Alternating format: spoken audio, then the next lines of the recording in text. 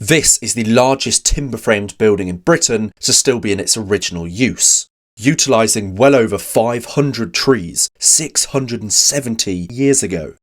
And today we're going through finding the amazing and sad secrets of its vast history, from 1357 to 2026. The ground floor is surrounded by some of the earliest post-Roman brick in Britain. 20,000 bricks were purchased in 1358 for £6. But going inside, this undercroft is dominated by 7 great oak posts, which is a problem. Positioned on low-lying ground beside the River Foss, flooding was always a guarantee, as seen by the array of flood markers as recently as 2015.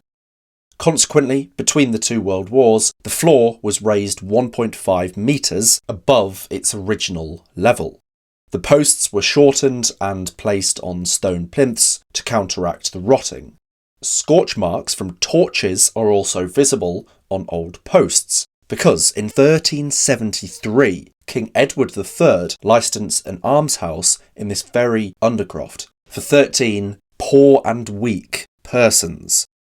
This was just after the Black Death had wiped out a third of the city of York. Patient belongings would have been placed in these surviving wall niches beside their beds.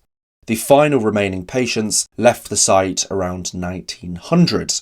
But even now, 653 years after Edward's grant, 13 older members of York's community are still looked after by the same donors above this room. But what's it to do with these scales?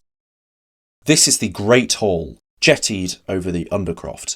Double-naved as no oak timber was long enough to stretch across the hall. Much of the original medieval structure remains, including 3 simple slit windows placed high on the walls. Up here, the important, wealthy individuals who funded the hospital beneath would meet. But the issues of the hall soon shifted from charity to organised business. In 1430, the Guild are granted another royal charter and renamed the Mystery of Mercers. These powerful merchants, assembled through charity in 1357, had solidified centuries of control over all imports to York. See, these sash windows were Georgian additions. So was the green court stand, moved from the original York Assize Courts nearby. This exact stand would have seen the infamous highwayman Dick Turpin sentenced in 1739.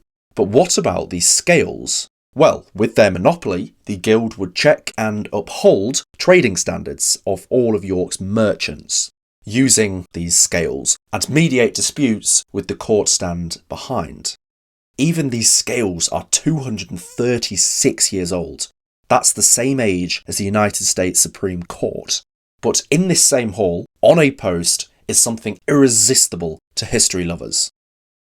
York was a royalist stronghold for most of the English Civil War.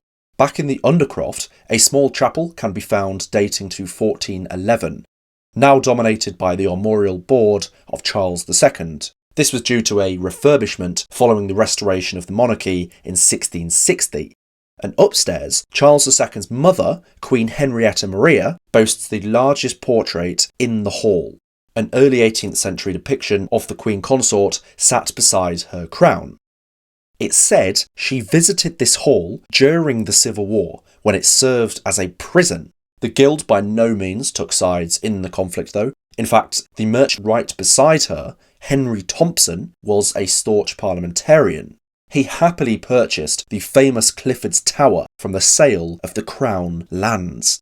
This was following the execution of Charles I, wife of Henrietta next to him. Amazing.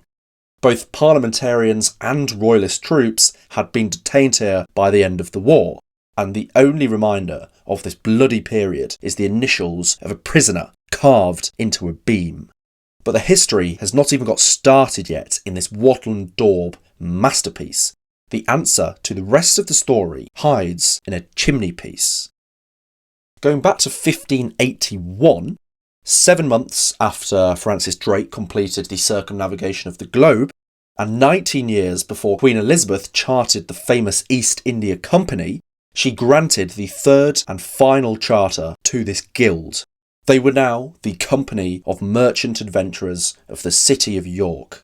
The building's oldest portrait depicts one of the first merchant adventurers, a titan of the wool trade, the aptly named William Wooler, buried within York Minster, leaving behind a large sum of money to support future young York merchants. A Tudor merchant adventurer was quite simply a merchant who risked their capital in pursuit of trade, from York to Belgium to Russia to the Silk Road. This was venture capital 400 years before the existence of Silicon Valley. But what's the relation to the fireplace? In the hall is a 1590 portrait of a William Robinson, an MP, Lord Mayor and 58 years a merchant adventurer, governing during the 1581 Charter. A governor's parlour was added to this building around 1950. Included in this extension was this stunning Tudor carved oak chimney piece. Symbolically, this was moved here from the parlour of Robinson's old house, 360 years after his key role in securing the future of this historic building. But you may notice the coat of arms are different to that of the main entrance. This puzzle actually tells an inspiring story between the building today in 2026 and this very channel that you are watching now. An eastern gatehouse to the hall was added in the 17th century. Here again is that same chimney piece coat of arms, with the motto, "God give us good adventure." This is the coat of arms of the Merchant Adventurers of England, or London, used here in York from the 1581 Charter until not long ago at all in 1969, when the York Company finally received their own arms, proudly displayed in the Great Hall. Because even now, roughly 170 merchant adventurers still gather here, still helping 13 older members of York's community, still supporting York's young entrepreneurs, just like their predecessors did after the Black Death. My first ever Instagram follower before this channel existed, and the first supporter of Britmapped, was Councillor Ashley Mason, merchant adventurer of York, 669 years after the creation of this group. But finally, amazingly, there's a piece of furniture even older than that. There are 3 anterooms between the parlour and the Great Hall, the Elizabethan pride displayed by fine decorative scrolls and vines on the exterior.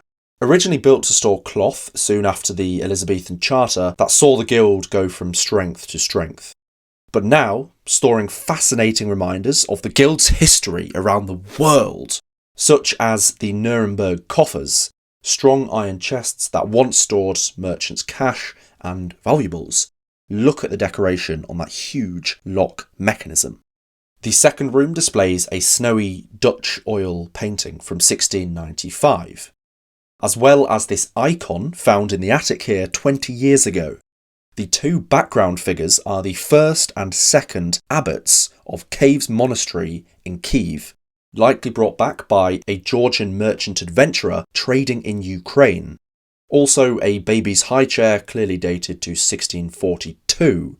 But that is overshadowed by the most important piece of furniture in the whole building, a 13th century evidence chest, purchased for 5 shillings in the 1400s to hold rolls and documents for company ownership. This oak and iron chest was crafted up to 800 years ago, but the most iconic object lies in the final anteroom. Brought here in 1997 after spending 153 years outside a tobacconist on Bridge Street, and then 24 years outside a Lendl tobacconist, which many of my viewers will remember. This is Napoleon, carved out of a single piece of oak. The sole survivor of 3 imported from France, whilst Napoleon was actually still alive. This was used to advertise his favourite obsession, snuff or ground tobacco. York Merchant Adventurers Hall is an institution for us all to be proud of. We stand on the shoulders of giants. If you enjoyed this one, please do leave it a like.